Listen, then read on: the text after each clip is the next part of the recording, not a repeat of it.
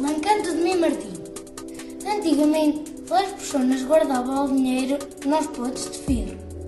Depois, enterravam-lo nas terras, hortas e hortos. Houve potes que quedaram enterrados por N. Uma vez, um homem tinha uma horta e disse-lhe assim a latim: "Vou levar a rapaza comigo para a horta, a ver se me botam uma mão." Espera, e a melhor seria a dizer. Então a mãe chamou por Mim Martim, que andava solteirada com os dois ao tempo. Mim Martim, venha cá no instante, filha. Estão-te a chamar, Mim Martim. Mas parece-me ser a tua mãe. Vou malhar, até logo. Passado um cachico, foi Mim Martim a correr. Sim, mãe, ou como queres. Vai com o teu pai pela horta. Sim, mãe. Mim Martim saiu com o pai e ambos os dois foram até a horta. Depois foi-se assomar ao poço.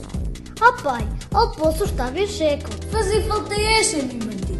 Enquanto iam abaixo com o caldeiro para ir a saber de um pouco de água, escava tu ali onde deixei aquele palico, que eu quero fazer um poço para regar a horta. Está bem, pai. Mim Martim agarrou numas guinchas e começou a escavar, até que as guinchas debilitaram na algodura. Depois amarrou-se e viu um pote cheio de moedas de ouro. Eram tão reluzentes que quedou encantada com aquele brilho todo e, sem mais nem menos, acabou por desaparecer. Onde Mim Martim havia escavado, começou a salir algo a gargalhão, mibuna e com manzina. O pai, quando saiu do poço, começou a chamar pela filha: "Mim Martim, onde estás?" Buscou e nada. Muitos anos depois, conta a lenda que no mês de São João, antes de nascer ao sol, costuma aparecer uma moura encantada, a pandar os seus pelos e a mirar-se na água do poço, que agora é um fundo.